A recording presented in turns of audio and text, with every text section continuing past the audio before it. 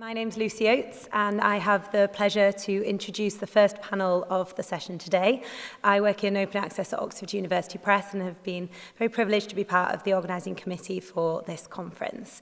Our first panel today will consist of an extended panel discussion and Q&A session. So I'd like to invite the participants up to their seats in preparation for the panel. I'm very, very pleased to welcome our chair and panelists to participate in our panel on the funders and research supporting organizations discussion. I'd like to thank you in advance for taking the time to come here and to participate and to be willing to talk about this subject. We hope that it will be a really interesting and engaging debate and discussion. So we're also very excited to hear your thoughts from the audience and very much welcome any questions you might have. Of course, when talking about this topic, there are many organizations which could have represented viewpoints on the panel today. So we're very thankful to have the 5 representative views that we have, and therefore we're even more eager to hear your perspectives and thoughts on the topic as we move into the extended Q&A. And thank you very much, Robert, Head of Open Research at the Wellcome.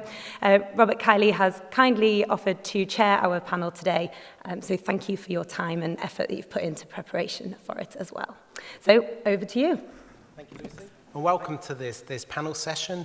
We're looking at how funders and research supporting organisations can help facilitate a transition to open access. So Lucy said, my name is Robert Kiley. I head up the open research team at Wellcome. Wellcome has been a player in this space for, I think about 15 years through our sort of policies. We have quite a strong open access policy. Through our funding, we believe that we can leverage our funding to sort of encourage certain behaviours, but also in other things we've done, such as establish infrastructure, such as Europe PubMed Central. We'll support publishing initiatives like eLife and Wellcome OpenResearch. I'm also playing a role within Plan S, Coalition S. I'm the interim Coalition S coordinator, so I can try and talk to that at some point, if appropriate. So we really do live in interesting times. I mean, just on the flight over here, for those in the UK, there's all sorts of chaos happening back at home. So apparently it was illegal to prorogue Parliament. Prorogue, who knew what that word meant a month ago? Anyway, that's illegal. They're all back tomorrow, so it's all chaotic. But it's not just in our political spheres that we're seeing huge change. I read this on the flight. The flight was delayed because of bad weather. It's always wet in the UK, of course. And I saw that there was an editorial in today's Times, and it said, companies that fail to adapt to the rapidly changing world around them will die. Other companies whose business models are better adapted to the demands of the digital age will quickly fill the market. Now that, of course, wasn't talking about scientific publishers. It was talking about Thomas Cook, the travel company which went bust yesterday. But it almost applies to any single company anywhere in the world, and it probably also applies to scholarly publishing, that publishers need to adapt their models to reflect the new reality which funders, institutions, and to an extent researchers are calling for. And I'll read one other quote, and it'll be a challenge. You've got to work out who said it. The question is, how can one eradicate an academic publishing system that erects barriers to low-income and middle-income countries, exploits academic labour at vast profits, and distorts science and research? So it's difficult for you to put your hand up and say who it was, but that wasn't me. That wasn't a funder. It was an editor of a major journal. It was Richard Horton writing in The Lancet only on Friday. So there's a real sense that changes in the air. So anyway, we've got this panel session today. It's always slightly daunting kicking something off because we're going to try and set the right tone for this meeting.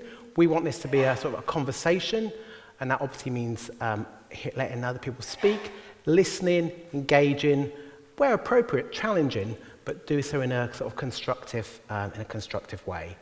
And I'm confident this will be a really interesting and thought-provoking session because we've got an A-list of celebrities on stage with me. These are all people who are playing a key role in helping shift at a global level scholarly communications. So just working round, I'll just introduce the panel, then I'll explain what the format is and so on. So on my right, we have Rachel Bruce. Rachel is Head of Open Research at UKRI, is currently on secondment from JISC.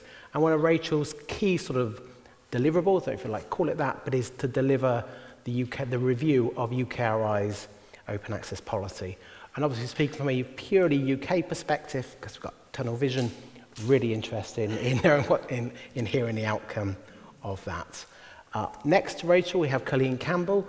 Colleen, I'm sure many of you know, if not all of you, leads outreach and engagement at the OA 2020 initiative, helping stakeholders implement strategies to shift their investments away from subscriptions to fair and sustainable open access. And I think the way OA 2020 has really sort of galvanized stakeholders across the world has really been interesting to watch, particularly in the last sort of 2 years or so.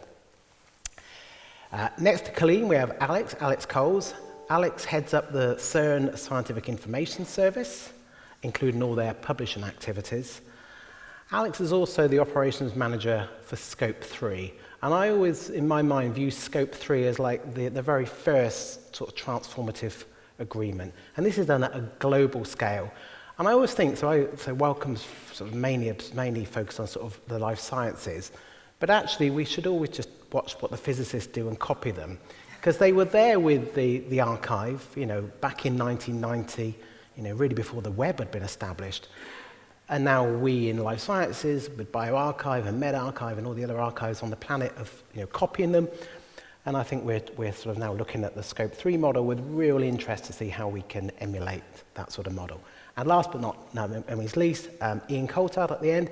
Ian is responsible for copyright licensing and external publications at the World Health Organization. Specifically, Ian helped champion the WHO's open access policy.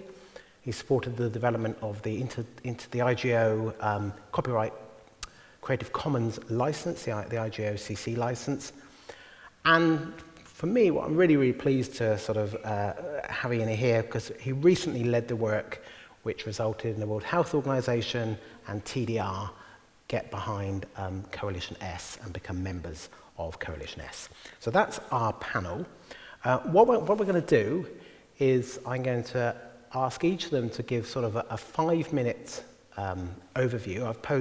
They've been posed 2 questions, 2 quite brief questions, which I'll explain. And then after that, we're going to go into more sort of structured questions.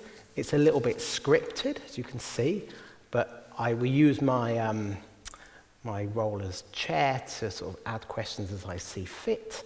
We're running that for about, in total, about an hour or so, or just under, and then I'd like to open this up to the audience to get your questions, and there will be a microphone passed around for that. So in terms of getting started, I'll ask all of them just to say, give 5 minutes really and address sort of 2 questions. One, what role can funders or research performing organisations play in encouraging this transition to open access? And secondly, what strategies are you adopting to achieve that? And I'm going to ask Rachel to have first go at answering that question. And I'm going to do it about 5 minutes, and I'm going to be quite strict. Thanks very much, Robert. So, hello everyone. So I'm going to speak from a funder's perspective, being from UK Research and Innovation, but undoubtedly, because of my role that I have in GISC that I'm seconded from, that Robert mentioned, I obviously work with research performing organisations and facilitating open access in that role, so I might touch on some of those things. I think in terms of a research funder, it's worth just reminding ourselves in terms of what is it that we're trying to achieve with open access. So overall, we're interested in the impact of the research that we fund, making sure that it gets out there quickly, that it can be reused easily by multiple audiences, not just other researchers, And I think that ease of access and pace in access is important to us. But of course, we're really interested as well in returning value for money for the public funding that we invest. In UKRI, our budget overall is £7 billion of public funding that is invested in various things, but a lot of it goes into pure research. So that kind of sets the context in terms of what we are trying to achieve. In terms of the role, funders, I think, have roles at different levels. So one is, of course, setting out that expectation at a high level in terms of strategy, and also engaging at a political level with different organisations. So in UKRI, we work very closely with government. So we, in a way, are advisors to government in terms of how best to achieve impact from research and to drive new research and innovation within the UK. So that relationship is really important, but then also globally. So how does the UK play out in that broader global environment? So working in forums like the G7, etc. So there's that high-level strategic view, and then there is working out the kind of research environment and cultural issues and setting that context across the whole sector within the UK. And again, reaching out globally. So, but then you look down at the more detailed implementation level. And so what can we really do practically to achieve open access as part of that broader strategic requirement? One is, of course, setting out and being very clear about our expectations, making sure that our policies support the goals and aspirations and push things slightly. We're always kind of seeking to have a healthy balance, something which helps to progress research and innovation and research culture, but also is acceptable and doesn't go too fast, too soon, so you can actually move people together. Then also, supporting different initiatives. So in terms of implementing open access, so are you supporting new skills and training of researchers in postgraduate training research centres, for example? Actually being able to invest in projects to understand how to transition effectively to open access. Robert mentioned infrastructure, of course. And in the UK, we also have the Research Excellence Framework, so building in incentives in some of the policies that we have to influence research practice. And I think one of our big roles is also convening and building consensus across stakeholders to be able to achieve the impact of research that we're seeking and aspire to. And then our next question, which is, what are we doing? Yeah, okay, basically. So what are we doing? So Robert's already mentioned in the UK, UKRI is leading an open access review at the moment, which is focused on the UK research and innovation open access policy and updating that since the policies that were in place in 2012, post the Finch review. But what's different here is we're working across all of the different research councils. We're also working with Research England, which is a new body, which actually has a different relationship. So Research England is responsible for the core funding of universities across the whole of England. And it also takes the lead in collaboration with our other devolved funders across the UK for the Research Excellence Framework. So that gives this policy a far broader scope than we've ever had before. And we're also responsible for the policy around open access for Innovate UK. And Innovate UK is all about working with industry. And so again, that's another aspect. And overall, I suppose what we're really trying to achieve in our strategy is policy commonality as far as possible. And that is to make sure that across the UK, we have an approach, albeit for the research we fund or the research that research performing organisations are undertaking, to be open access and to be as impactful as possible. I think the simple policy idea as well, oh gosh, whether or not we'll get a simple policy is another matter. However, that's obviously also being able to make it easy to implement for researchers. Other key aspects of our strategies, working with the National Negotiation Consortia, so working with GISC. Wellcome, I mean, you know, Robert was, Wellcome are pioneers, aren't they, really, in open access? And Wellcome have been working quite closely with GISC and also looking at ways in which you might consider investing in capacity to help move the transition to open access more speedily along, and that's certainly something that we're considering. Working with publishers are of course very important. One thing I just wanted to mention specifically was a piece of work that UKRI and Wellcome did with ALPS recently. And Information Power worked to try and assess the range of different business models that learned society publishers could implement to achieve a transition to full and immediate open access. They identified 27 business models. Apparently they're all Plan S compliant. And as a result of that, they've developed a model transformative agreement, and we're now piloting that with different learned societies and also humanities publishers such as Brill. So trying to actually enable the range and diversity of publishers to move and transition, because it's quite difficult to get a place at that negotiating table for a number of publishers. Almost there? Almost there, almost there. Yeah, I am almost there. Then the other thing is working with research performing organisations and really trying to find ways in which university leadership are part of the discussion to move to open access. And finally, working internationally, and of course our support of Plan S and role in Plan S is part of that. Brilliant. Thank you, Rachel. Let me just abuse my position as chair, just ask you one very, very quick follow-up. I think you said that you don't want to go too fast, too soon. Yeah. Sounds like a song somewhere, I can't think what it is. But anyway, but do you not think after sort of 15 years of numerous declarations and the data which suggests that 75% of the world's research output is behind a paywall on the day of publication, do you not think the time is now to up the ante and go a bit faster?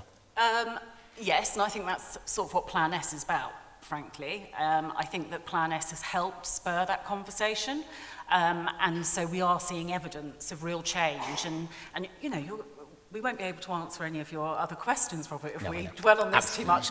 But I think one of the things for me that Plan S has actually enabled is a conversation across the globe and also across stakeholders, and it has upped the ante and has made people pay attention and actually get involved. And I think the project I've just mentioned is actually evidence of that, really constructive collaboration between different stakeholders, and to me that's absolutely critical in moving forward and breaking down those barriers. Excellent. And that's actually a lovely tee-up for Kiley, because we're talking about transformative agreements there. So Kiley, over to you.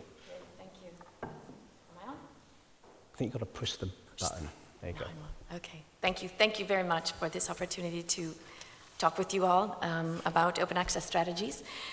Robert, you recited your question before, but I want to repeat it again to note a subtlety in it, and that is, you asked us to prepare a brief talk on the role that funders and research performing organizations can play in encouraging a transition to open access.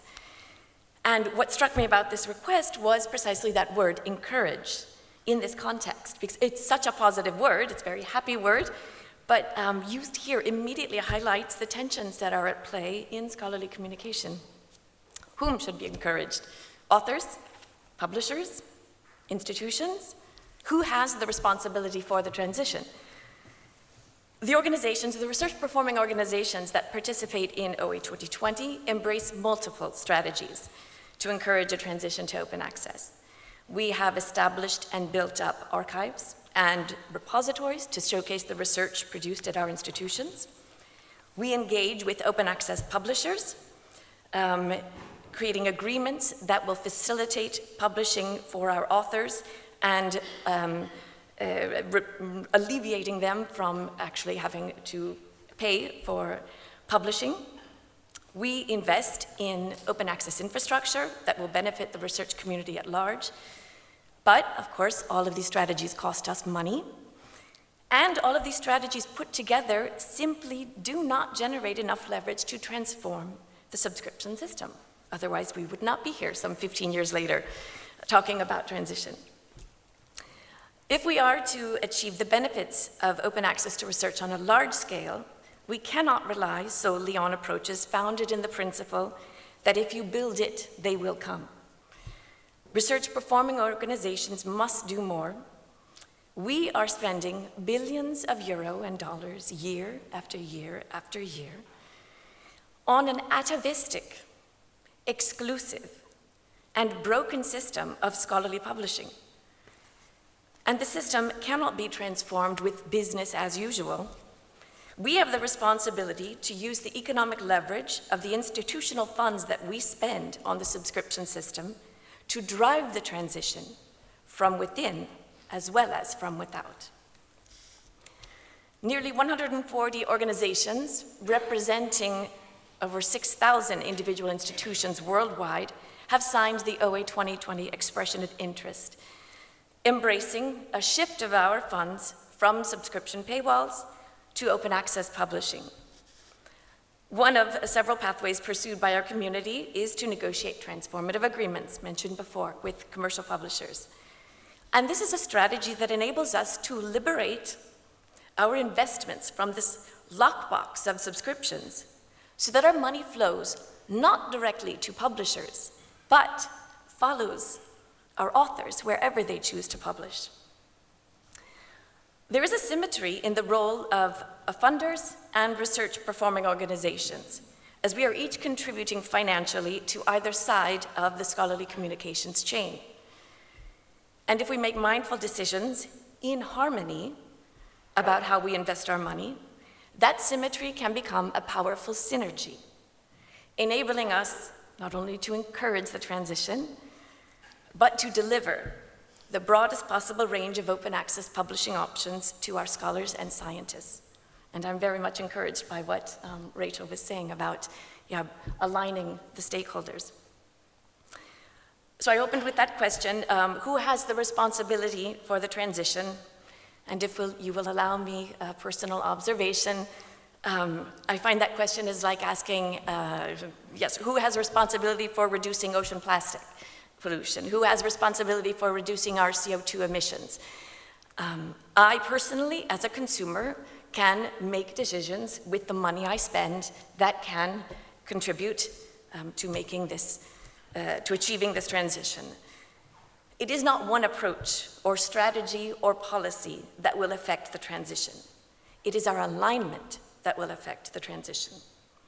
By fostering and supporting a diversity of approaches, including a strategy for our money, we can accelerate the transition to open access so that our students and researchers will finally have an information environment that is consonant with our digital age. And they will be empowered to begin the real transformation in scholarly communication. Thank you. And we will come back to that theme of alignment a bit later. Alex. Thank you, Robert. I'm actually very delighted to be here, of course, representing Scope 3, which was my main work over the past 5 years. We just met the milestone that we published our 30,000th article open access at no cost for authors. I think it's a great thing, but I want to, at the same time, as the panel was called, the role that funders and research performing organizations can play, I also want to talk about my role at CERN as the head of the Scientific Information Service, because we do a bit more than Scope 3. And I want to go a bit back in history and explain you a bit the different role that CERN can and should play in this organization of particle physics community. And on the one side, CERN is an organization that creates infrastructure for the particle physics community worldwide. We do this in 65 years. It's basically our creational purpose that was written in our convention 66 years ago, that we should build particle accelerators. We should build infrastructure for the physicists in the world. And even though that I say in the world, even though that our name, of course, includes the word European, by far it's not only a European undertaking anymore. The largest community at CERN in Geneva is actually US Americans. So it is really a global organization. And this objective of building infrastructure, we wanted to take one step further and felt, okay, infrastructure for the community is not only the big machines, it's also the infrastructure to enable them to publish open access. And this also, again, dates back basically to our convention 66 years ago, because this convention also mentioned as one purpose of the organization to support the dissemination of scientific knowledge and to support the exchange amongst the scientists. And that's why then this idea basically was born not only by, at CERN, but facilitated by CERN to build this big framework, Scope 3, which is a collaboration of 3,000 libraries. And collaboration is really the key word here. It is not done by CERN or not done by individual institutions, but it created this culture of working together to this common goal, which is also a very old concept at CERN. We do this for all the other instruments we build as well. So we took basically our history and used our background of research infrastructure to build open access infrastructure. So that's one role that we play, and I think we play quite successfully. We now have 90% of the journal literature in our field open access. But then we also have another role to play, as CERN, of course, also has its own population of researchers, of employees. But it's a surprisingly small population, and it's probably interesting to understand for you how small at the end the CERN role is in the real big landscape of global particle physics community. We have about 50,000 physics researchers in our field, and out of the 50,000, we only have 2,500 people working for CERN, and this is even to a vast majority not physicists, but rather administrators and technicians. So we at the end have a few hundred people probably that act as an author at CERN. And for those few hundred, we want to still go one step further beyond what we do with Scope 3. So we created an open access policy in 2014, where we then want to mandate them to publish all their findings open access. And it's part of what I'd like to describe as like the 3 E's. So we play basically then 3 different roles as the scientific information service for this community at CERN.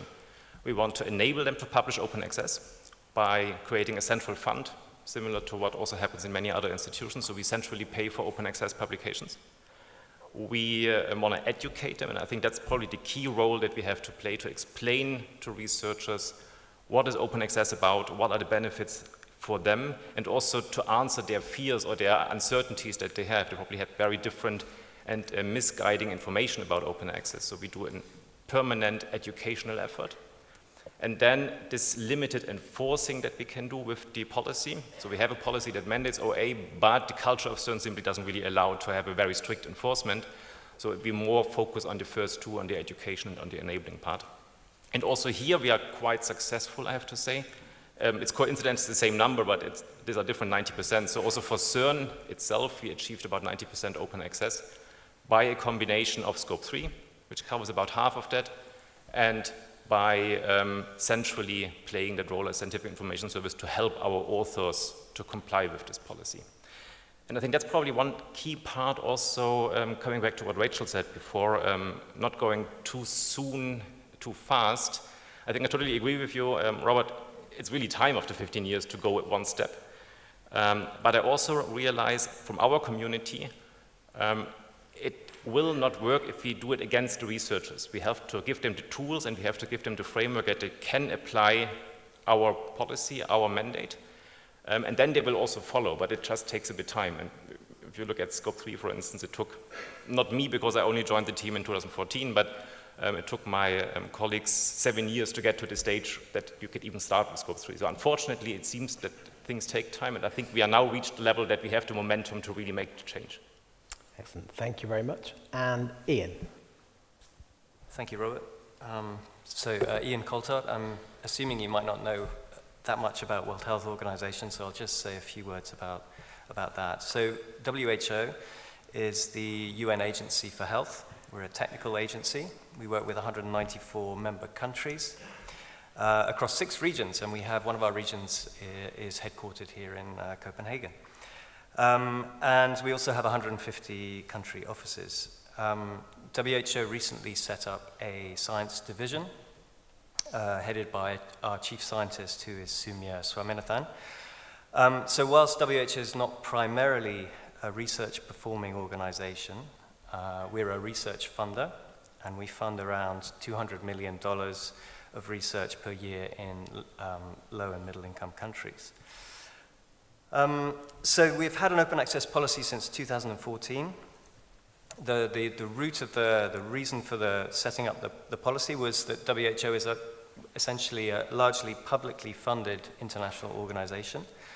And the policy was developed to ensure that all of the outputs of the organization were accessible and reusable by the public. So that includes both what we author as an institution, but also what we fund as an institution through our grants.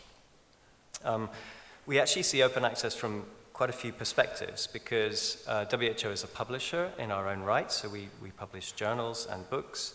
We're an authoring institution. We're a funder of research, and we're also a recipient of funds, not just from our government contributions, but from other funders too. So I think one way we try to encourage a transition to open access, and really I'm approaching this mostly from an institutional point of view, is that we want to show the way. So I think our open access policy applies as much to WHO staff as it does to the recipients of WHO funding. As a publisher of journals, because we have a number of journals, we need to ensure that these are compliant with our funders' requirements. Otherwise, we won't be able to publish the papers that are funded by those grants. As an authoring institution, we need to ensure that our staff are compliant with the policy. As a funder of research, we need to ensure that our recipients comply with the requirements of our policy. And as a recipient of funds, we obviously have to be compliant with the grant conditions of our funders. I think one example of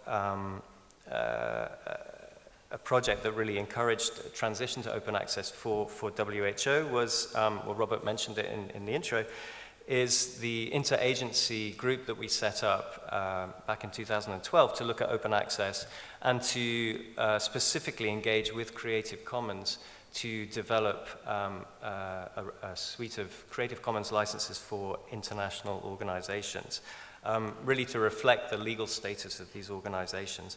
And without that licensing framework, WHO and indeed several other organizations that have open access policies wouldn't have been able to go forward. In terms of strategies that we're adopting to achieve open access, so I think that our 2014 policy was very much a transitional policy. It gave authors quite a lot of choice, including up to 12 months embargo in journals, as well as hybrid and open access journals. But I think certainly our policy has been moving much more towards immediate open access. I think our policy to date has really been about what our institution thinks. But I think I'm increasingly realizing that it's going to be difficult to make progress if we all just do our own thing. So I think reaching out, becoming involved in initiatives is really important. That's important for WHO. So Robert mentioned that we announced that we're joining Coalition S at the end of August. This, for WHO, is a really good opportunity to join an initiative with national and European research funders, many of whom we share objectives in improving public health. And this is really fundamental for WHO. This is our role. This is why we exist. So for things like universal health coverage, for the Sustainable Development Goals, this is really important for WHO, and I think, and I can see that going forward for our institution, I'd like to see an increased role for us in reaching out to many of the countries that are members that are contributors to WHO, in helping them to transition or to approach open initiatives. And I think that as a global health authority, we're in a reasonable position to do that, because we're a convener, and we we are often engaging in these environments. So I think I'll finish there. Brilliant, thank you. So one thing that's already been touched upon is, so I think Kiley highlighted that, it's all of our problems. We can't just say it's your problem, it's all of our problems. And Alex was talking about the 3E strategy. But so I want it be useful just to focus just specifically on the researcher for now. And there is a view, I wouldn't say I held it or Wellcome would hold it, but it is a view that researchers will follow the money. So if a funder says, thou shalt do this, researchers may be kicking and screaming, maybe like a lot of moaning, but will follow the money. So what I'd like you to sort of to consider is to what can we do to bring the research community on board? Is it just a case of we just say thou shalt? Or is it a bit more nuanced than that, and do we have to, are there ways which we can engage the research community more successfully? In particular, are there strategies which you have employed which have been successful? So perhaps let's start with Alex, as you've got your 3E policy, but the third E was enforcement, was that right? And we're not super successful on the enforcement. Because I'm afraid the culture at CERN is not really that you follow a policy. It's quite a bit anarchic, I have to say. Especially for me, coming from, my background is on the banking side, so I was 20 years in banking. I was like Wolf of Wall Street suddenly being in Big Bang Theory, so it was a bit of a different world. No, but for the reason that we don't really have the culture in place to enforce much in this little CERN community, and as I said, it's anyway a very tiny community to the rest of the particle physics community. What we really try to mainly do is the first 2 E's, to enable and to create the framework that helps them to understand the aspects so that they can follow the recommended strategy. And Scope 3 is certainly one part. Scope 3 was initially designed, or intentionally designed, as least disruptive for the researchers. So as you know, we basically took journals that were already there, we flipped them over to open access, so that basically the researcher could do exactly the same thing as before. So they didn't even need to think of open access, it automatically became open access. That's why sometimes we call it the invisible infrastructure. A lot of physicists don't even know that Scope 3 exists. But we build it in the way that they can immediately comply with funders' policies, with whatever funders they have. That's a bit the tricky part for CERN. We are not a funder. We don't really have that leverage, as you say, the researchers follow the money. We cannot use it on our side. So we try to build something which is so attractive and so easy for them to follow, so that we don't have to enforce, we enable. Okay, that's an interesting point. I was in Washington last week, and Ivy Anderson from University of California was there, and she was talking about the importance of making things easy. And she described the transformative agreements as incredibly hard for the institution, but actually easy for the researcher, because it's like hidden to them, it's invisible. Colleen, what's your experience of this, and would you agree with that? Yes. Sorry. Yes, I almost wouldn't have anything to add, because that's absolutely the idea. I mean, Ivy Anderson, like myself at Max Planck Digital Library, so I'm not speaking so much from the institutional perspective, but from the library perspective. Our job is to support researchers. That is our duty, to make their lives easier. And so, yes, by negotiating the transformative agreements, we are delivering those journals that belong to the researchers back to them open access. Okay, thank you. Rachel, do you have a view on this, in terms of how we best engage the research community? Yeah, it's a challenge, isn't it? So one of the issues, I suppose, reflecting on this, the 3 E's and education. So in our consultation around our open access policy at the moment, one of the key things that has come up is licensing and the fear of going to CC BY, and that we need to have protections, and we need to have no derivatives and non-commercial, and many academic communities feeling that by going to CC BY their work will be misused and all of those things. So I think in that area, certainly, being able to educate is extremely important, but that isn't solely our role. It's many different stakeholders again. So I think one of the things I struggle with in terms of successfully meeting the goal of open access is because there are so many stakeholders engaged. So certainly, I don't think we've been that successful in that area, and that's why we've been hearing all of that feedback. But we need to consider how we can be. Something that I think is quite interesting, but again, it depends in terms of the policy tools that you have. So I mentioned the Research Excellence Framework in the UK. So basically, every 6 years, our research across the sector gets evaluated, and then there's more than 2 billion actually. There's quite a lot of money that then chases that, and there's different grades that are given. And what that policy does is it takes in all of the research activity within the university.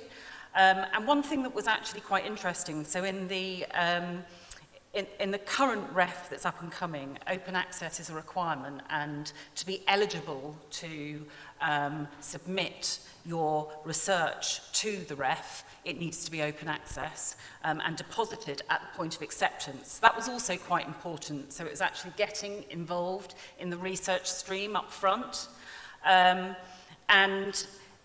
they've undertaken a review which has been called the Real-Time Ref, and it's only across 4 universities, but actually the open access change was seen as the most positive change from all of the researchers, and consistently, whatever career stage they were in, whatever discipline. So it was actually, which is quite interesting because you get such a lot of kickback often in terms of open access, but to see that that was seen as a real positive change because it was enabling effect across the whole of research, whether it's actually adhering to a particular funder's policy. So yeah, I just shared that as I'm quite pleased that we've got that piece of evidence to draw upon. Okay, so, and that could be another E, is evidence. Talked about the license requirements, and I think there isn't, as I'm aware of, a huge amount of evidence of the risks of some of these other licenses, but we're useful to try and get that evidence.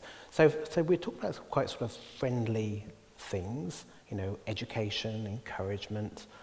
What about the WHO? Are you going to get your stick out if people do not comply with Plan S?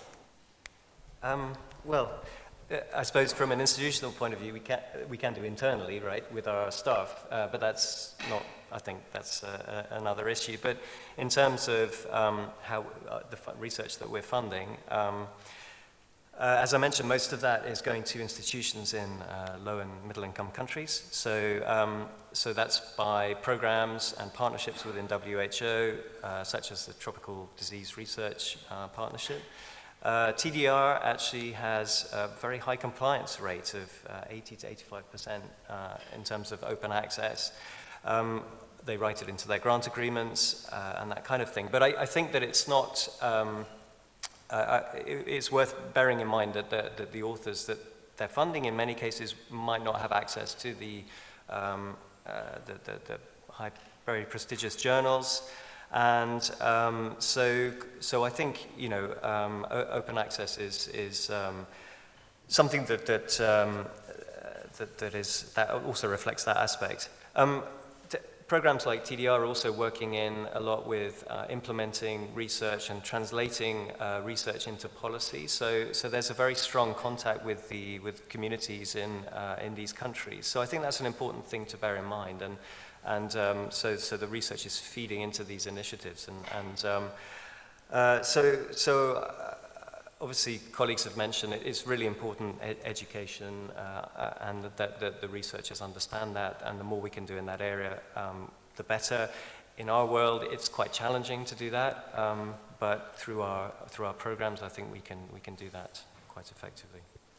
Thank you. So I'll keep on just on the researcher theme for a moment, but one of the pushbacks that we often hear is that so we want open access, as Rachel said at the start, because we want to improve the impact of the research. We fund research in life sciences. We believe that research should be available for everyone to use immediately as possible, use anyway in any which way they see fit.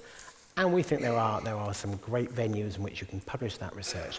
But one thing we often hear from the research community is, well, we can't really change anything, our behaviours, until you, and it's always someone else, but this time it's you, the funder, or it's you, the institution, change the way you evaluate researchers. And I was again at this meeting in Washington on Friday, and there was an early career researcher there from University of Vermont, and she was about to go to, she's going to go up for tenure next summer, and they have helpfully provided some quite clear guidance on what they expect their junior faculty to do.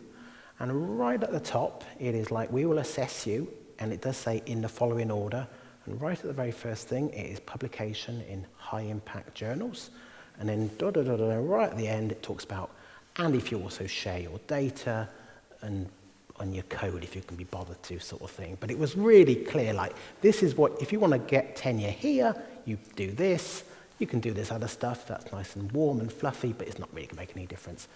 So, how do we change the culture? Is open access doomed to failure until we somehow change the culture? Let's start with Kiley.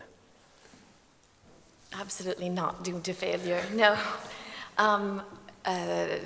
These publishers here today are proving that, in fact. Of course, the research evaluation systems around the world require reform, but I believe that the open access transition that we are trying to affect is independent of that, right? I mean, the research and promotion and tenure mechanisms get into issues of mental health even. I mean, that is something that needs to be done, and over here we have something that needs to be done, and they are related. There's no doubt about that. So yes, could I just say one thing about the question before, which came to mind? And I think that it's also very important when we're talking about this to think about there's open access and there is the dissemination of research results, right? And what I was getting at before is the fact that our authors, once we give them the opportunity to have open access, and by that I'm right now thinking specifically of releasing those subscription funds, those scholarly journals, from the paywall system, things will happen. I mean, we talk about educating authors around open access, but we have to remember that they very well understand access. They have the expectation that access to everything they need is immediate. So that piece of education is already there. The expectation is to have access to everything, and we simply cannot wait to resolve the problem of promotion and tenure and then resolve open access. We have to move on parallel roads. But do you think it is actually inhibiting that then? I think that you could talk to different authors and they might say that, yes, I have to publish in this particular journal or otherwise I will not get a promotion. There is that problem. But you could talk to that same researcher who has just been accepted for publication in Nature, and he would be jumping up and down, not for the promotion and tenure, but because this is the journal that he wants to publish in. I mean, we have to separate journals from publishers as well. I think it's important to make that distinction. Okay. Anyone else have a view on that, Rachel, on this issue of... Well, my opinion is it's certainly inhibiting open access. However, I would agree with Colleen, it's not doomed to failure unless we make a change instantly. And so, I think it is a two-pronged, three-pronged, four-pronged issue. But, yeah, you continually hear that early career researchers are concerned that if they don't publish in certain journals, then their career prospects are doomed to failure. And we are, of course, seeing progress in terms of trying to change research and evaluation systems, but it's not going to be a quick win. So from my perspective, we're seeing progress in terms of publishers adopting new approaches, working with new technology, and so overall I would say, yes, we have to make change in terms of research, evaluation and assessment, but we also need to continue to keep our eye on working together to actually flip journals and all of those other mechanisms to make it happen. Okay. Alex? Robert, I think that's exactly the reason why things like OA 2020 or also Scope 3 are, I believe, a way which will totally eliminate this argument, as we basically use the same journal and we just flip it. But then it's still the same prestigious journal that they knew and then the same impact factor that they had before. So I think that is one nice counter-argument. But even if we were not to do it, or maybe in some disciplines it's not possible, I think it's kind of a bit of an excuse in some ways, because I hear quite often when I talk to researchers, and I'm not a researcher myself, so I only hear the evidence from talking to them, that even if there is an alternative open access journal which maybe have the same impact factor, so really the prestige doesn't really count, the argument comes back, yeah, but I always went to that journal. So it's just also a bit, and this comes back to the educational part, trying to overcome existing behaviors and just explaining to them benefits from maybe changing something, that will also help us progressing. Okay.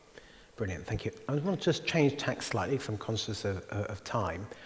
And obviously we want open access to be global. I'm very conscious that we have got 5 of us on the panel, all from sort of Europe. So how are we doing enough to make sure this is a global discussion? Or are the approaches of, say, OA 2020 or whatever, very much focus on, I think it's called the Atlantic North, and maybe at the expense of researchers in other domains and other areas? Ian, as WHO, is very much interested in researchers globally. How can we ensure that open access we have a global conversation, and this isn't just the rich North talking amongst themselves? Yes, thanks, Robert.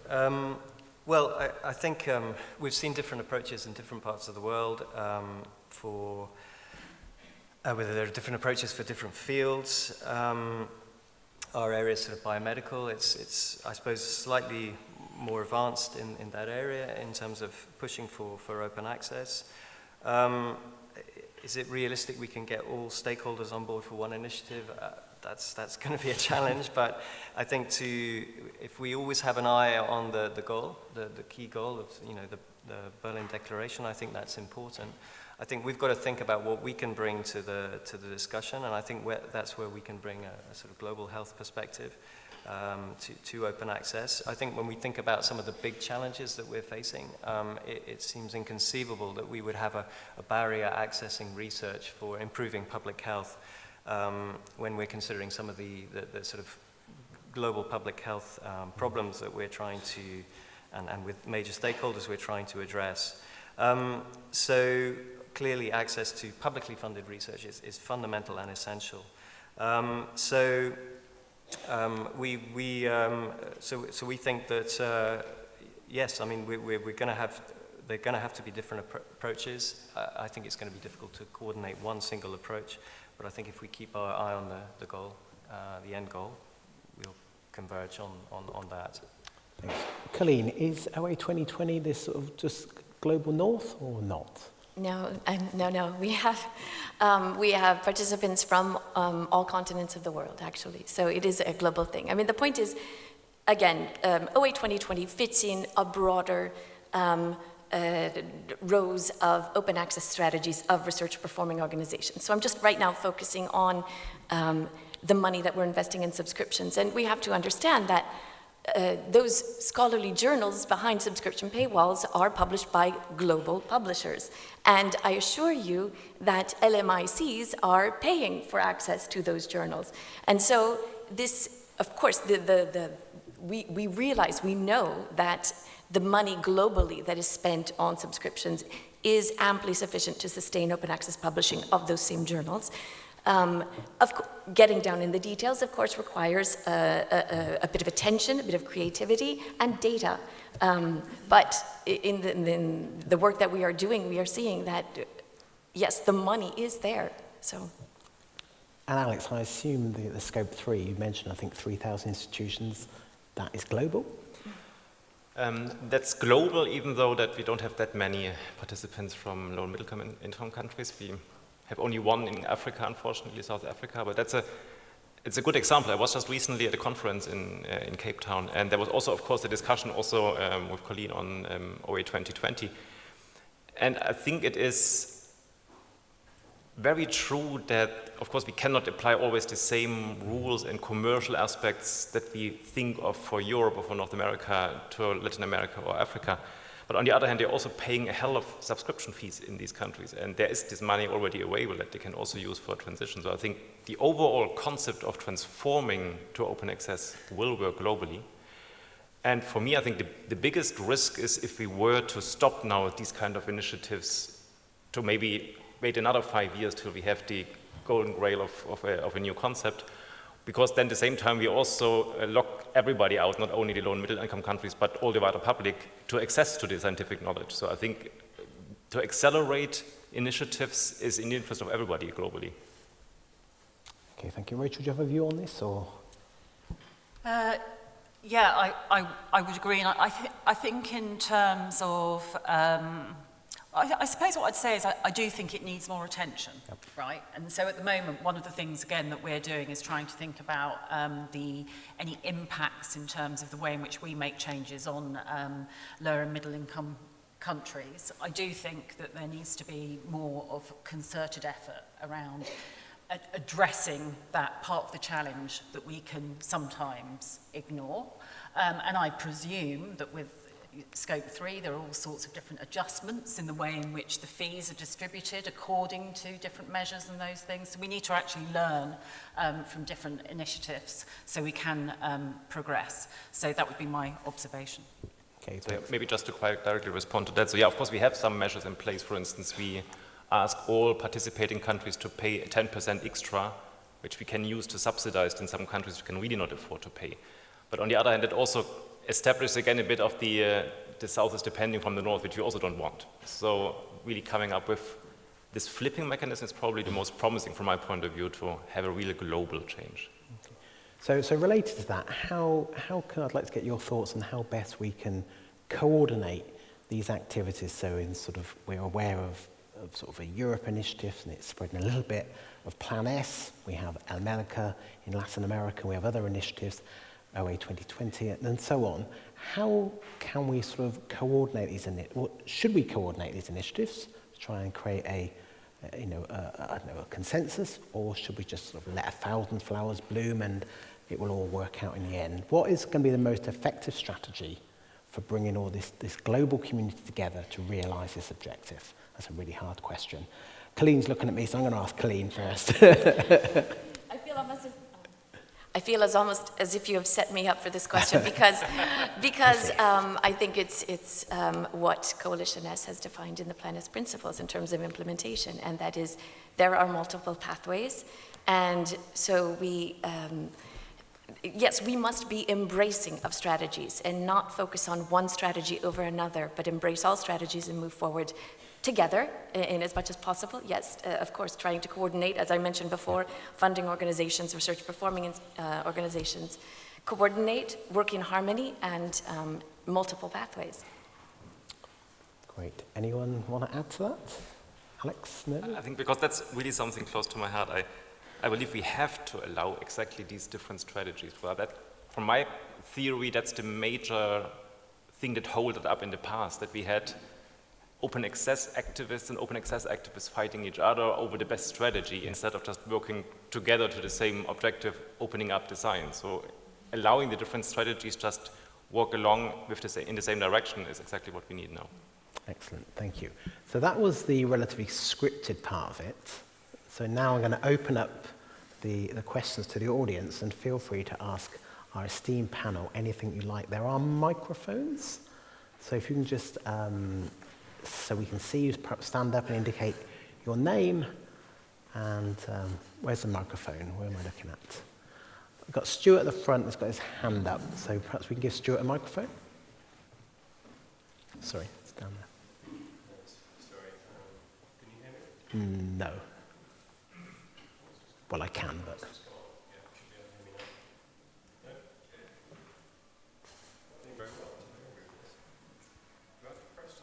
I don't ask.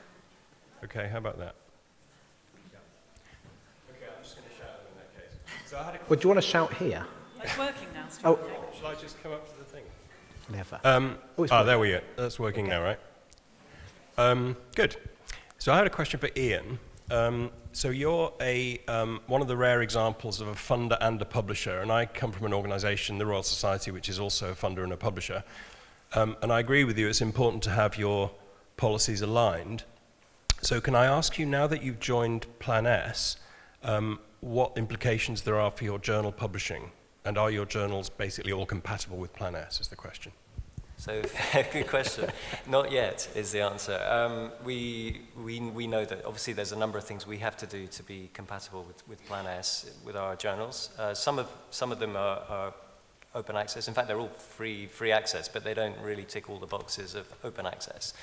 There's a number of things that we need to do for those journals, for sure, and that we've flagged in our analysis when we put this proposal forward to our senior management. So yes, I mean, that's, I think as one of my responsibilities is to really understand the requirements, communicate the requirements to our journal teams, and then agree on how we're going to take those forward, because absolutely we have to make sure that those journals are compliant. Yeah. Excellent, thank you. Paul, next door. Thanks. I'm Paul Peters from Hindawi.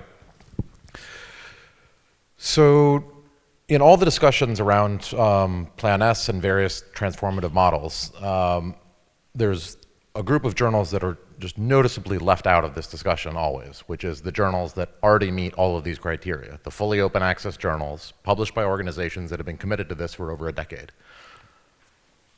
As funders, how do you feel you should be approaching this community? Because at the moment, I would say, from what I'm hearing from the rest of the purely open access publishers, we are being left out, don't have any seat at the table. It's very likely that we will be excluded from any central funding agreements that are put in place with larger publishers, or at least that money will be made available to flip journals within large commercial publishing portfolios far before it's made available for independent OA journals.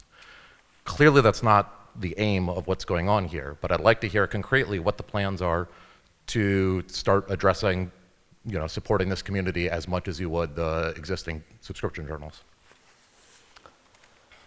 Who wants to start with that? Rachel? Well, one thing I was going to say, I'm glad you raised it in a way, apart from you are looking for a concrete answer, but Robert had lined us up with questions, and one was one of the challenges. And for me, I am seriously concerned that we are focusing on these transitional agreements, focusing on moving subscription publishing to open access, and that really does leave a big gap in terms of the amount of publishers that are here represented, as you say, and engagement with them, and really seriously addressing how we ensure the sustainability of those business models. And so, one thing I will say, that when we go to consultation, I hope that we'll get feedback around that issue, because we really need to look at the costs across the whole system. Institutions, and by that I mean research performing organisations, can easily, I suspect, end up focusing again on the subscription and moving the subscription to encompass open access, and perhaps forget some of the other fees that need to be paid, subscribe to open and other business models. So I was going to have as a question really to people here is, I really am quite concerned about that missing piece, and it needs to be addressed. We are engaging with a range of publishers, and open access publishers have been engaged in Plan S and also engaged in the UKRI review. But yeah, I think it needs some thought, and I certainly worry that it's not getting enough thought. Colleen, does OA 2020 do anything with pure OA publishers? I can say that we encourage, and our participants, and many of them do, actually negotiate centralized agreements with pure open access publishers. But I wanted to mention another advantage for open access publishers in the transformative agreement strategy, and that is, already we have practical examples of transformative agreements with subscription publishers that have reined in cost. And that is precisely what we are after. Those former hybrid spending in the wild are taken out of the equation. And so with a cost-neutral transition, the money that is being spent on subscriptions shifts to support open access publishing. But in the most recent agreements, as I said, we have liberated money already, and we have because the money is articulated at the article level, as I said before, it's that way we are enabling this money to follow the researchers where they choose to publish. Yeah. So I'll I'll take my chair hat off, and from a Wellcome perspective, clearly we have been supporting open access publishers from the get-go. And I think when I last looked, by volume, 8 out of the 10 journals most used by Wellcome authors are fully open access journals. So we clearly support it. I think the attention on subscription publishers is simply a reflection of the fact that that is where a lot of our research is still published. So that's why the focus is on that aspect of it.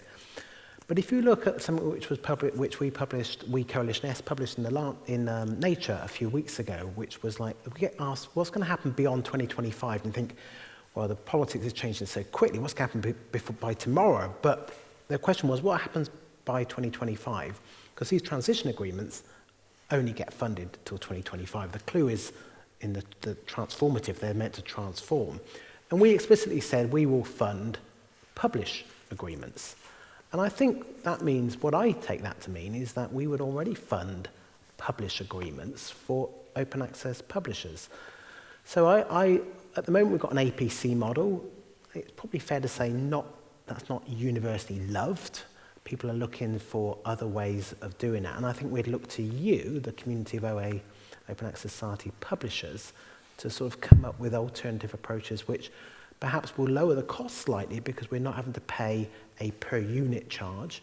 We get some economies of scale by single invoices and so on. So I don't have a solution, but I think from a funder like Wellcome, we clearly want to support open access publishers. Okay, there's a question. Someone's got their hand up there. If we can pass the microphone. Oh, there's a microphone over there. Okay, let's go over here first, and we'll hopefully get a microphone to you in a moment. At the back there. Thanks. Heather Joseph from Spark. Oh, I can't see you, Heather. Sorry, Heather. It's Hi, just so Robert. much light. Okay. I'm glowing in a halo. Interested to hear, Colleen, you say that OA 2020 supports multiple pathways to open access. And from the perspective of the executive director of a library membership organization in the United States and Canada, where the vast majority of our 250 members, although we don't qualify as low or middle income countries, the vast majority of our members are made up of organizations that currently are struggling to pay subscription fees and certainly would not only not benefit from flipping their subscription investment into investments into read and publish agreements, but it would disadvantage authors on their campus.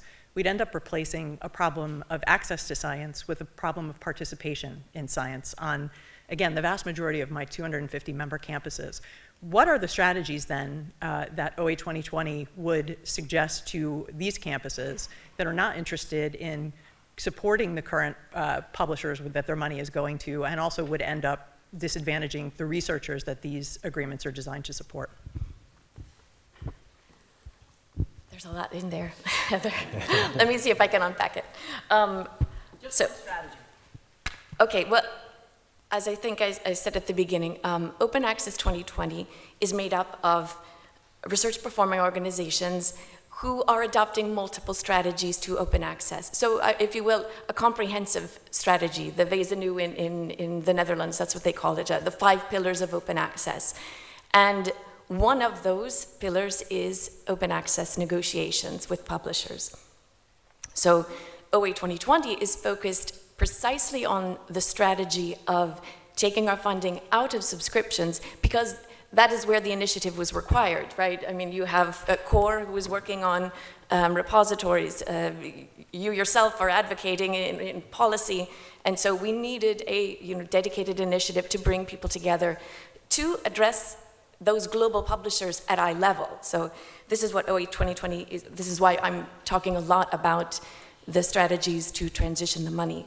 Now, if I can get down then to the practicalities, I think you have the best example in one of our participants, and that is the University of California, that recognize that because they are a research-intensive institution, the funds that they pay today in subscriptions would not necessarily equate to a cost-neutral transition.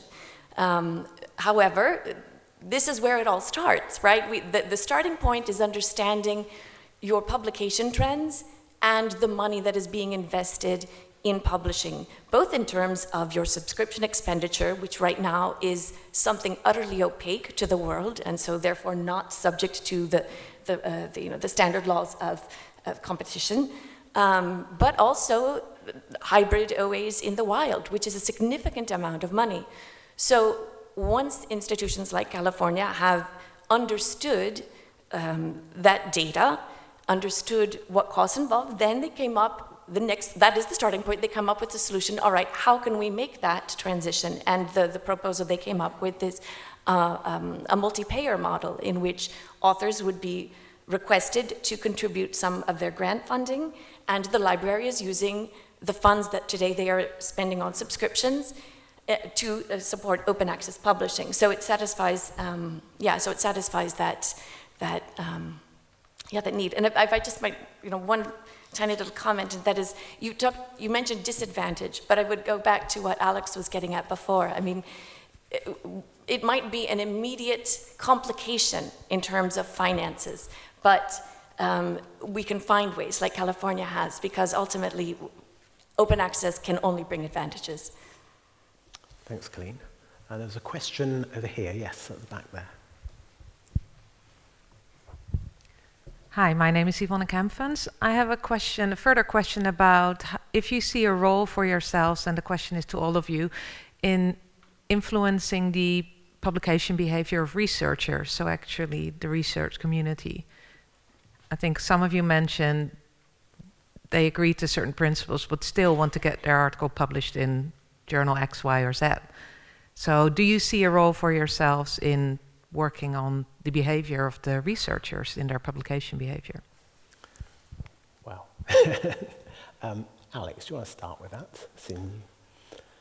I think there's a big yes, but for sure we will have a role now, really speaking as the Certain Scientific Information Service. This is, again, this education part that I mentioned. We have to explain researchers benefits of different publication outlets, and we offer different ways. We have Scope 3 that supports the traditional journals that are there. We also support initiatives, for instance, like SciPost, where it's a totally new outlet that we encourage researchers to go. And our role is clearly to explain the different pros and cons of the different outlets to the researchers, but then still in addition also, if they still want to go with the traditional way, support them that also through these traditional journals they can publish open access, and that again then via Scope 3 in our case. Thanks. Rachel? I think overall, a similar approach really. So our goal is to ensure that people can publish and get their research out there. And so we might have different ways in which we can incentivize certain publishing behaviors, but certainly I don't think our open access policy is about setting a particular business model. But as I mentioned up front, we are interested in value for money. So we do need to make sure that the way in which the dissemination of results is achieved is done in a cost-effective way.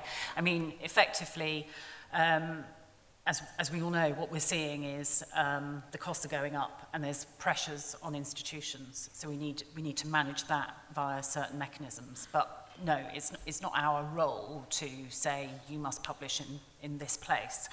But where we can work, which goes back, I suppose, to the incentive system and looking at research culture, is things around the support of DORA and also looking at the way in which we recognise different outputs.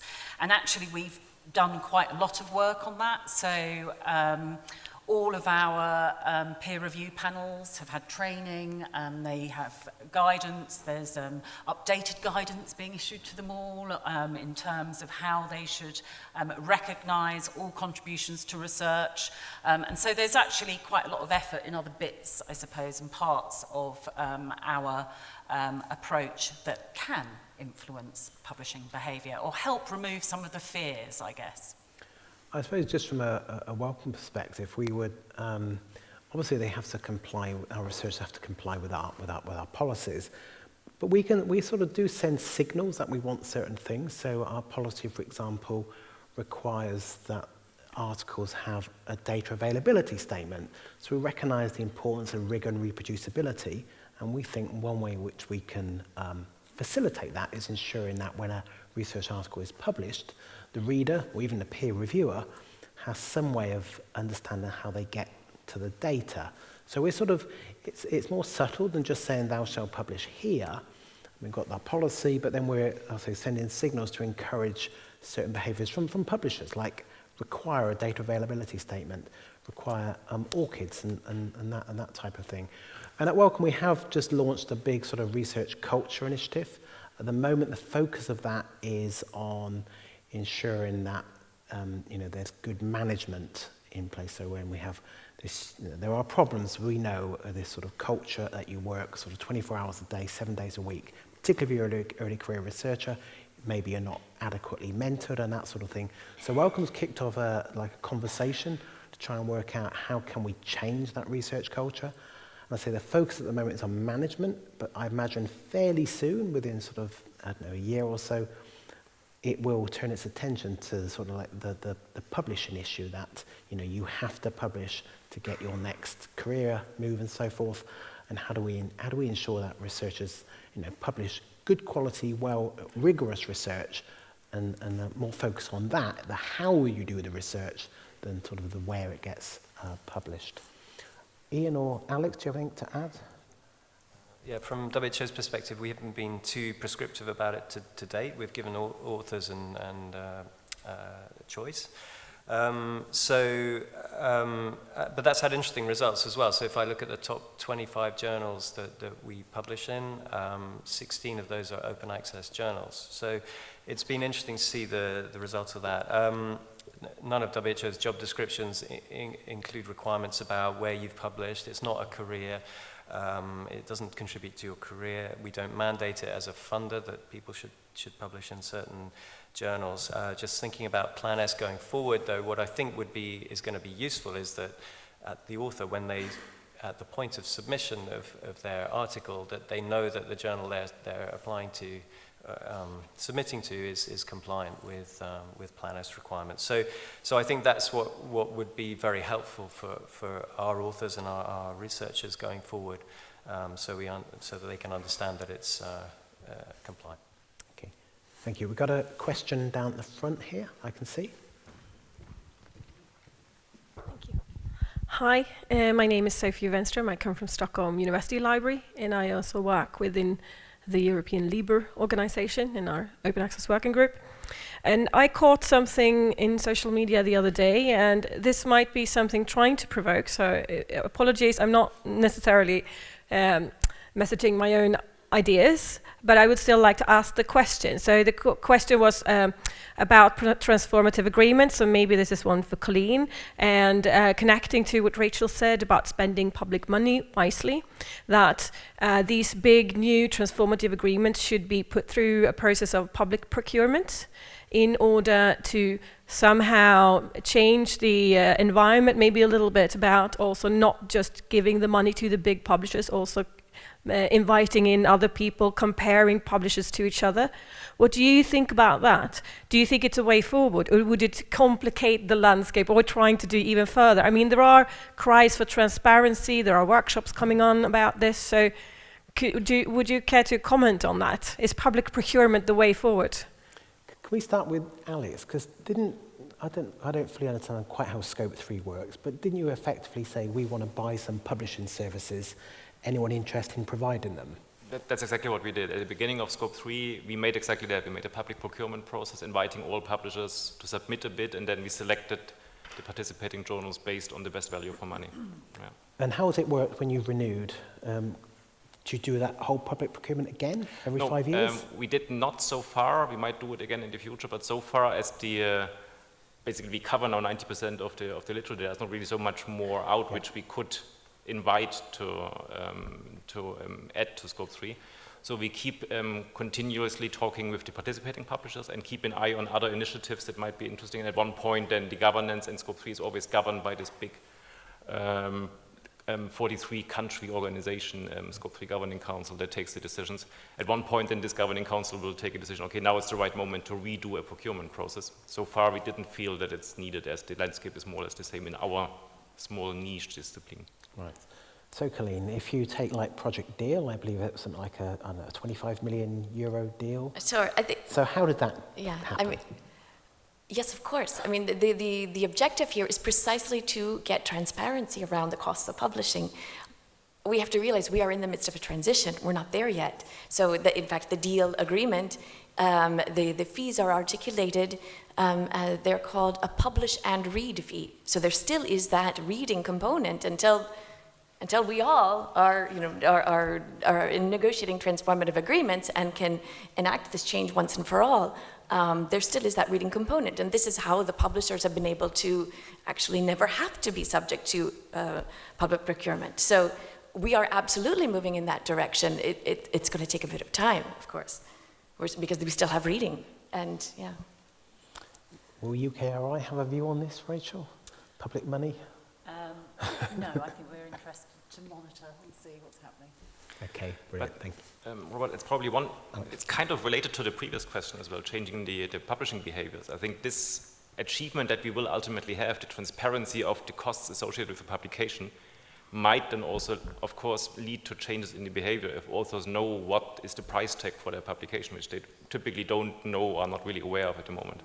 But then that does fly in the face of trying to keep it easy for the researchers and don't, effectively, both transformative agreements and Scope 3 effectively isolates the researcher from that pain point. It isolates from the pain, but still makes it transparent so that they are aware if they want to. Okay. Right, a couple more questions. In the middle there. Great, thank you. I'm Vincent from Punctum Books.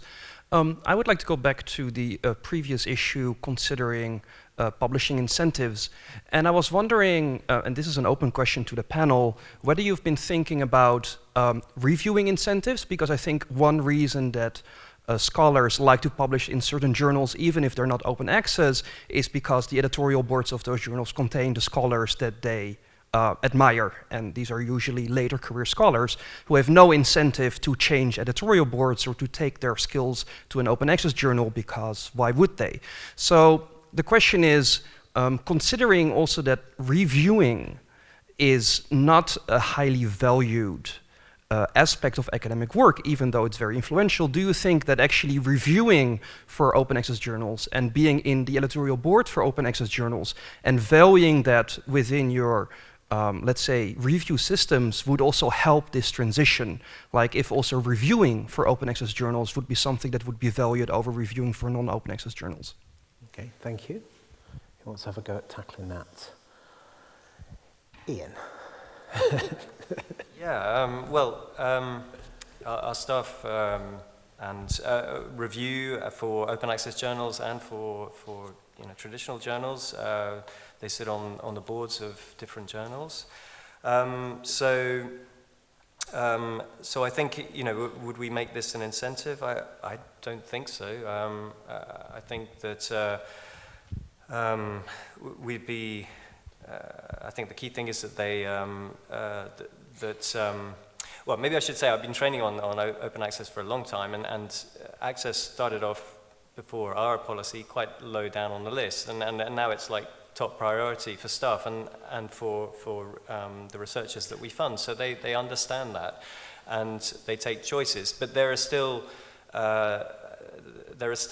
very strong influence of their peers and the journals that are very prevalent in their sector. So I think that's something very difficult to change culturally.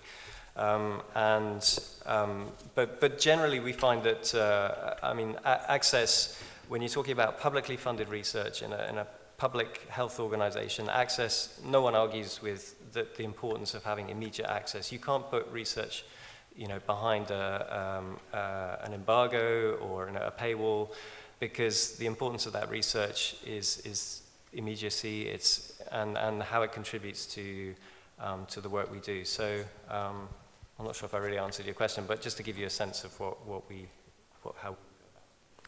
So with Wellcome, so in our own publishing platform, for example, reviewers are rewarded by the fact that their review is made public, and they're given a DOI, and it's all integrated with ORCID, so they get some sort of credit for doing that. But if I'm understanding you correctly, you're suggesting we almost positively discriminate in favour of someone who's on an editorial board of an Hindawi journal, for example, as opposed to an Elsevier journal. Well, we certainly haven't done that, because I suppose my immediate concern with that would be we said that the publication venue doesn't count, but all of a sudden it does count when it's open access and not when it's subscription. So I'd have to think more about it. My instinct would be I'd be slightly nervous of positively discriminating in that way. Colleen? I might just add one little comment, and that is, I think we also need to keep it, well, first of all, certainly the research performing organizations that are part of OA 2020, they might be having discussions with editorial boards of journals of those publishers about about the negotiations and about their leverage, because ultimately this is the leverage that we bring. But again, we get into issues of academic freedom and everything else. I think that's also very important, though, to keep in mind one thing in terms of OA 2020 and transformative agreements, and that is, we have the case of Johan Roerich, who was editorial board of an Elsevier journal and who left and began his own journal. But what we need to remember, that we could view that as a success. It made waves all around the world. But the money that subscribers pay to access that ghost journal did not change. They continue to have to pay that subscription fee. So I think, we need to consider that in the equation. Okay, I'm very conscious of time. Thank you all for your questions. It's almost 3:25. And I thought I would finish with what I call my bewitched question. The idea, you wiggle your nose and, things happen. So the bewitched question for our esteemed colleagues is, if you could wiggle your nose and change one thing that would help deliver universal open access, what would that be? And they have had advance notice of this. They haven't got to think of it on the fly. So I'm just going to do it in this order. Rachel, what will we do? Okay, so one of the things which we're finding one of the biggest challenges at the moment is really having research organisations consider the whole costs that are supporting the publication and access to research. And so the one thing I would want is for that just to happen overnight, and that it was all being considered as a whole, because I think it would remove a lot of barriers. Brilliant. So you mean moving away from the winners and losers and the whole... Yeah, and the multiple strands of hidden funding all over the place and then people that have got their own little kingdom, so they're concerned with that change, because we've got to see it all as one system together. Brilliant. Thank you very much. Colleen, what are you going to wiggle your nose to do? I think that I would be happy if everyone, all of the stakeholders, would understand, realize fully and completely and metabolize this, that we are in the 21st century. Brilliant. That's it. We're in the 21st century. Fantastic. Thank you. Alex. For me, I think my dream would be if we were to change right away our communication culture in this entire open access discussion, because I find it very unfortunate that there are winners and losers and one against the other. And what we learn from Scope 3, it is bringing the stakeholders together in a collaborative approach is much more promising. It might take longer, but we then all achieve the same goal that we, I think, have. So I think we should get away from really fighting against each other, not only within the OA community, but also libraries against publishers or researchers against Plan S or whatever. but all try to respect the different others' views and then have one joint approach to achieve what we want, which is opening knowledge. Brilliant, Alex. And Ian. Thank you, Robert. I'd like to suggest that we have a fair and equitable scientific publishing system to access the system and to be able to publish in the system. A lot of the problems we've been talking about are fairly unique to our institutions, our countries, but I think we've got to consider a fair and equitable scientific publishing system globally. And that doesn't just mean to access, it also means, well, to access the research, but also to be able to access the system to publish too. So that was mine. Brilliant, thank you. Had I been asked that, and obviously I wasn't, but I'm going to answer it, I would have said something around trying to get learning societies really on board with this. It's so aligned with the mission, so I'd wiggle my nose and the learning societies would see the huge opportunity which open access presents, completely mission aligned, and they'd work out new ways of transitioning from being publishers to curators, where they use their expertise to really highlight the great research which is published. That would be what I would wiggle my nose for. Anyway, thank you all very much for your time this afternoon. If we can just thank my panel, please.